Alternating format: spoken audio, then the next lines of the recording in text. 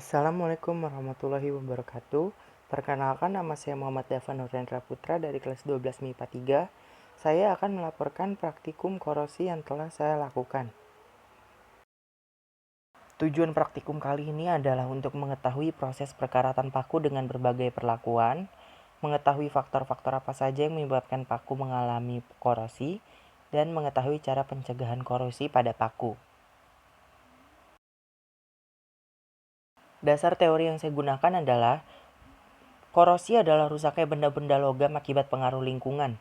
Proses korosi dapat dijelaskan secara elektrokimia, misalnya pada proses korosi besi yang membentuk oksida besi, yakni Fe2O3NH2O dengan reaksi sel sebagai berikut. 2Fe tambah O2 tambah 2H2O menjadi 2Fe2+ ditambah 4OH-. Ion Fe2+ tersebut mengalami oksidasi lebih lanjut dengan reaksi sebagai berikut. 4Fe2+ ditambah O2 ditambah 4 dikali 2NH2O menjadi 2Fe2O3 NH2O plus 8H+. Faktor-faktor yang mempercepat terjadinya korosi. Yang pertama adalah air dan kelembapan udara. Udara lembab yang banyak mengandung uap air akan mempercepat berlangsungnya proses korosi. Berikutnya adalah elektrolit. Elektrolit merupakan media yang baik untuk terjadinya transfer muatan. Hal ini mengakibatkan elektron lebih mudah untuk diikat oleh oksigen di udara dan menyebabkan korosi lebih cepat terjadi. Yang berikutnya adalah permukaan logam yang tidak rata.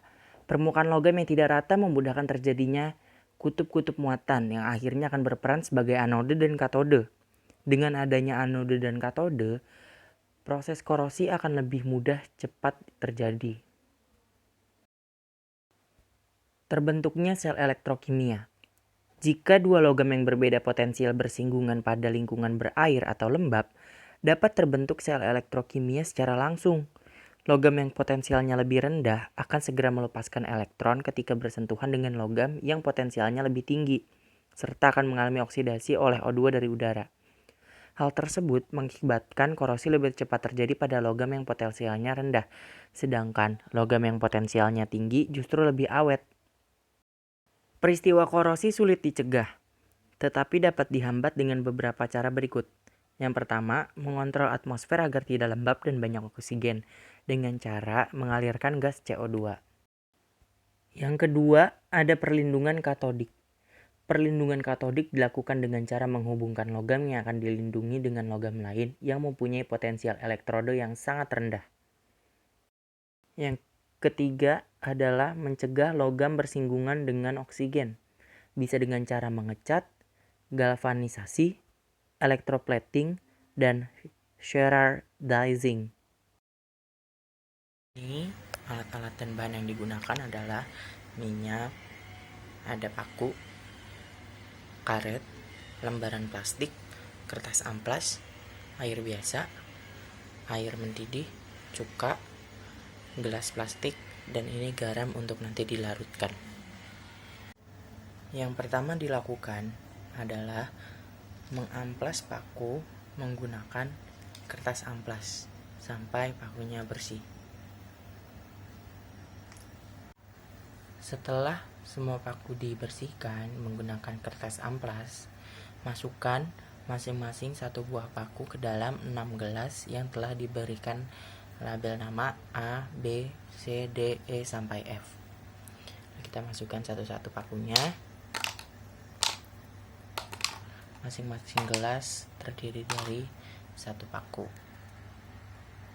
Lalu, untuk gelas yang berlabelkan A, kita masukkan air biasa kurang lebih sampai pakunya terendam. Untuk gelas yang berlabelkan B, kita masukkan air panas.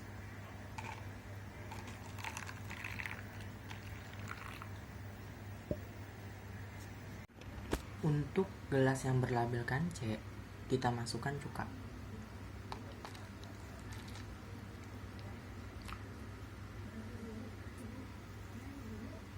Untuk gelas yang berlabelkan D, kita masukkan larutan garam.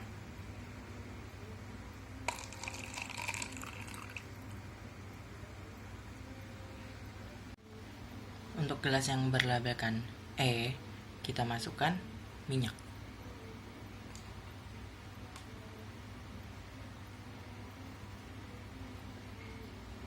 Untuk gelas yang berlabelkan F, hanya cukup diisi oleh paku.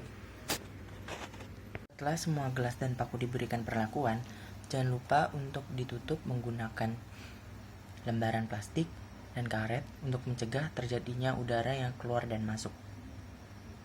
Setelah masing-masing gelas diberikan perlakuan dan ditutup oleh lembaran plastik, sekarang waktunya kita amati perubahan yang terjadi pada tiap gelas minimal 3 hari yang sesuai dengan format tabel data pengamatan berikut ini.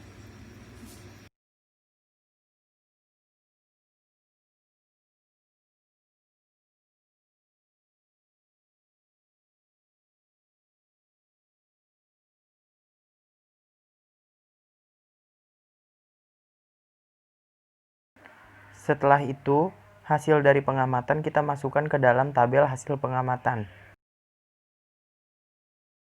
Dalam percobaan yang berlangsung selama 3 hari, dapat dilihat terjadi perkaratan pada beberapa paku. Pada hari pertama, semua paku belum mengalami perkaratan. Pada hari kedua, semua paku mengalami perkaratan kecuali paku yang dibiarkan, paku yang diisi cuka, dan paku yang diisi minyak. Pada hari ketiga, semua paku mengalami perkaratan kecuali paku yang diisi minyak. Kesimpulan dalam percobaan ini adalah paku besi yang terkena secara langsung dengan oksigen akan mudah mengalami korosi, ditambah dengan lingkungan yang asam dan garam serta lembab akan mempercepat terjadinya korosi. Korosi tidak bisa dihindari, tapi bisa dihambat dengan cara mencegah logam bersinggungan langsung dengan oksigen.